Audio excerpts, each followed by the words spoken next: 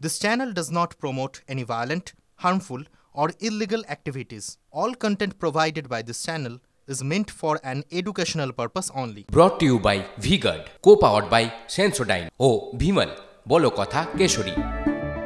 Associate sponsor Ultratech Cement.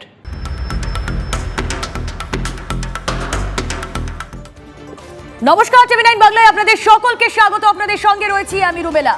দুপুর দেড়টা মানে দুপুরের 4 ব্রেকিং লাইভ। এই মুহূর্তে কোন কোন খবরগুলো রয়েছে শিরোনামে, আসুন সেই খবরগুলোর সঙ্গে ইন্ট্রোডিউস হওয়া যাক। ব্রেকিং নিউজ, চারটি ব্রেকিং নিউজ এই মুহূর্তে আপনাদের সামনে রাখবো। পিসিআর কে বলবো প্রথম যে খবর, নিয়োগ দুর্নীতির সবচেয়ে বড় পর্দা ফাঁস। টিভি9 বাংলা তাদের তদন্ত চালিয়ে গিয়েছে এবং টিভি9 বাংলার কাছে এই মুহূর্তে দুর্নীতির নথি, সেই ডকুমেন্টে কি রয়েছে, সিবিআই এর কাছে চাকরি চুরির ইমেইলের কপি এবং টিভি9 বাংলার হাতে সেই নথি। আরো ডিটেইলে আপনাদেরকে জানাবো দুপুরের 4 ব্রেকিং লাইভে। পাশাপাশি যে খবরের দিকে নজর রাখবো নিয়োগ দুর্নীতি সংক্রান্ত, নিয়োগ দুর্নীতির ইমেইলের তদন্তে নেমে সিবিআই নজরে মোজাম্মেল হোসেন। সিবিআই নজরে মোজাম্মেল হোসেন নাইসার কর্মী। যেই নাইসা এই ওএমআর শিটের স্ক্যানিং এর দায়িত্ব নিয়েছিল, সেই নাইসার কর্মী মোজাম্মেল হোসেন। নাইসার হয়ে এসএসসির সঙ্গে যোগাযোগ রাখত মোজাম্মেল। আর কি কি তথ্য আসছে অবশ্যই জানাবো আপনাদের। পাশাপাশি যে খবর দেব, বের মজুর সন্দেশখালী বটতলায় লাঠি ঝাঁটা হাতে রাত পাহারা চলছেই। আমরা গত পরশু রাত থেকে দেখেছিলাম রাত্রি জাগো কর্মসূচি বিজেপি কর্মীদের। পুলিশি অভিযান ঠেকাতে বের মজুরে রাত পাহারা কর্মসূচি, মহিলারা তারা হাতে লাঠি ঝাঁটা নিয়ে রাত জাগছেন এভাবে। সেই ছবি আপনাদের সামনে তুলে ধরবো আবারও। পাশাপাশি যে খবরের দিকে নজর থাকবে, প্রথম থেকে বলবো পিসিআর কে প্লে করতে। টিভি9 বাংলায় বিস্ফোরক, সন্দেশখালীর পাত্রপাড়ার নির্যাতিতা, তার অভিযোগ টাকার বিনিময়ে 2 নির্যাতিতার বয়ান বদল, এমনই অভিযোগ করছেন এই মহিলা। এই খবরেই শুরুতে নজর রাখা যাক। কি বিস্ফোরক মন্তব্য করেছেন সন্দেশখালীর পাত্রপাড়ার এই নির্যাতিতা? তার অভিযোগ টাকার বিনিময়ে 2 নির্যাতিতা বয়ান বদল করেছেন। মহিলার দাবি তাকেও 10 লক্ষ টাকা দেওয়ার প্রস্তাব দেওয়া হয়, রাজি না হওয়ায় তাকে মিথ্যে অভিযোগে ভাসানো হচ্ছে, এমনই দাবি তার। নির্যাতিতার দাবি মাম্পির বিরুদ্ধে সাদা কাগজে সই করানোর অভিযোগ মিথ্যা। অভিযোগ লেখা হয় সন্দেশখালী থানায়। সিসিটিভি ফুটেজ দেখলেই তার প্রমাণ মিলবে। টিভি9 বাংলার মুখোমুখি হয়ে কি বলেছেন পাত্রপাড়ার নির্যাতিতা, শুনবো। দুজন নির্যাতিতা ইতিমধ্যে অভিযোগ প্রত্যাহার করেছেন। উনি তো মিথ্যা কথা বলছে পুরোপুরি। ওটা থানার মধ্যে হয়েছিল রেখা শর্মা ম্যাডাম আসতে, ভিডিও ফুটেজটা আছে সিসি ক্যামেরা, যে মাম্পি করেছিল কি উনি করেছিল সেটাতে সেখানে প্রমাণ হবে, সেটা কোর্টে পেশ করা হবে। লেখাটা হচ্ছে, এটার ভিডিও ফুটেজ আছে অবশ্যই, সিসিটিভিতে থানায় আছে।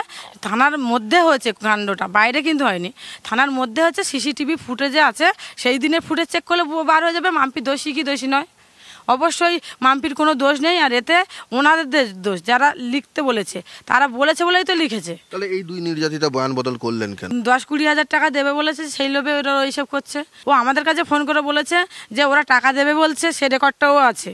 সে রেকর্ডটা আমাদের কাছে আছে যে ওরা ওই টিএমসি পার্টির লোক আমাকে টাকা দেবে বলছে, তাহলে আমি কেস তুলে নেবো। এই দুজনের কাছে গেল টিএমসির লোকেরা, আপনার কাছে যায়নি? ওরা আমার সঙ্গে কথা বলতে এসেছিল, আমি সেভাবে পাত্তা দেয়নি বলে আমার নামে প্রচুর কেস দিয়েছে। আজকে আমি ঘর ছাড়া ওদের কারণেই। ওদেরকে আমি কত টাকার প্রলোভন দেখানো ছিল? 10 লক্ষ টাকা আত্মগোপন করেছি। আমাকে পেলে হয়তো মেরেও দিতে পারি। আজকে যে বাইকটা দিচ্ছি, কালকে হয়তো দেখা হলো আমি মারাও যেতে পারি। তারা আপনাদের উপর চাপ দিচ্ছে, অভিযোগ টিএমসি পার্টির লোক।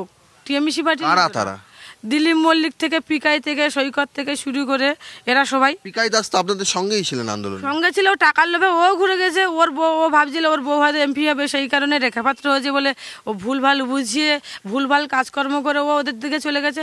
পাত্র প্রার্থী না হলে এত কিছু হতো না। এত কিছু হতো না। ওরা এই হিংসায় জ্বলছে যে ও একটা মূর্খ হয়ে যদি প্রার্থী হয়, তাহলে আমরা এতদিন কি করলাম। মধ্যরাতে কোনো ডেকে নিয়ে যাওয়ার ঘটনা ঘটেনি, কি বলবেন? যারা ওই কথা বলছে তাদের বেশি করে ডেকে নিয়ে যেত, ওই জন্য ওরা এখনো বলছে না। ওরা তো তাদের কেনা গোলাম। তো আজকে ওরা পিঠে করেনি, যে বলছে তাকে আমি চ্যালেঞ্জ নিয়ে বলছি পিঠে আমাদের করতে হয়েছে। আরও পিঠে করবো না বলেছি, যেই হুমকি দিয়েছে। পিঠে তো অবশ্যই করেছি, যারা বলছে তারাও করেছে পিঠে। রাতের বেলা কিসের মিটিং মহিলাদেরকে নিয়ে? রাত 1-2 লোকের বাইকে তুলে দিয়ে নিয়ে যাওয়া হয়েছে। মণিপুর, দাউদপুর, কড়াকাঠি, সুখদোয়ানি, এটা ওটা চারিদিকে তুষকালি তারপরে এই যে রয়্যাল আছে ধামাখালিতে, ওখানেও প্রচুর লোককে নিয়ে বসিয়ে রাখতো, শয়ে মেয়েদেরকে, শুধু মেয়েদেরকে রাখতো, ছেলেরা থাকতো শিবু হাজরা, শাহজাহান শেখের বাহিনী আর সবাই। নির্যাতিতার এই বিস্ফোরক অভিযোগ সামনে আসার পরই রাজনৈতিক মহলে তীব্র প্রতিক্রিয়া। কি বলছেন বিজেপি সাংসদ শ্রমিক ভট্টাচার্য, কি বলছেন তৃণমূল নেতা Shantanu Sen? Back to back. Trinamool Congress মরিয়া হয়ে উঠেছে যে কোনো মূল্যে সন্দেশখালীর এই ঘটনা থেকে মানুষের মনকে দূরে সরানোর জন্য, কিন্তু হাজার কয়লা দিয়ে ধুলেও যেরকম কয়লার কালিটাকে মুছে ফেলা যায় না, ঠিক একইভাবে তৃণমূল কংগ্রেসের স্থানীয় নেতৃবৃন্দের পাপকে তারা ঢাকা দিতে পারবে না। আগে মহিলাদের অভিযোগ ছিল ধর্ষণের, বলাৎকারের, শ্লীলতাহানির, জমি দখলের, জীবন জীবিকাকে বাজেয়াপ্ত করার, কিন্তু এখন সরকার যদি সরাসরি এই বলাৎকারের পথে নেমে যায় তাহলে এর থেকে দুর্ভাগ্যজনক পরিস্থিতি আর কি হতে পারে। দেখুন, সন্দেশখালীর সামগ্রিক সত্য সামনে এসে গেছে, ধর্মের কল বাতাসে নড়ে গেছে। বিজেপির যে পরিকল্পিত চিত্রনাট্য তৃণমূল কংগ্রেস এবং পশ্চিমবঙ্গ সরকারকে বদনাম করার জন্য এবং রাজনীতির স্বার্থে কীভাবে মা বোনেদের ইজ্জত নিয়ে তারা খেলা করেছে। রেখা পাত্র নিজে বলছেন যে আমরা আন্দোলন করলাম আর কাদেরকে বিজেপি আন্দোলনকারী সাজিয়ে রাষ্ট্রপতির কাছে নিয়ে গেল, রাষ্ট্রপতির সাথে দ্বিচারিতা।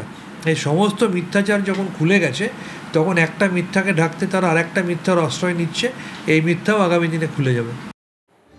হাইকোর্টের দ্বারস্থ বসিরহাটের বিজেপি প্রার্থী রেখা পাত্র, আর রেখার বিরুদ্ধে মিথ্যা মামলার অভিযোগ। কতগুলো মামলা? প্রশ্ন রেখার আইনজীবী। গ্রেপ্তারের বিরুদ্ধে এবার হাইকোর্টের দ্বারস্থ মাম্পি দাসও। কথা বলবো আমাদের প্রতিনিধি শ্রাবন্তী সাহা, ডিটেলে জানাবেন শ্রাবন্তী। দেখো, রেখা পাত্র এবং মাম্পি দাস উভয়ই আজকে কলকাতা হাইকোর্টে দুটি পৃথক মামলা করেছেন। রেখা পাত্র জানিয়েছেন যে তিনি বিজেপির প্রার্থী হওয়ার পরপরই তার বিরুদ্ধে একাধিক মিথ্যে অভিযোগ করা হচ্ছে।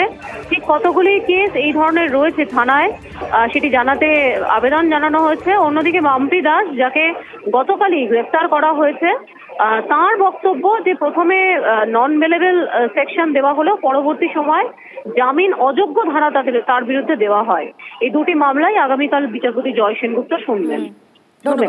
ধন্যবাদ। Brought to you by VGuard, copowered by Sensodyne ও ভিমল, বলো কথা কেশরী। Associate sponsor UltraTech cement.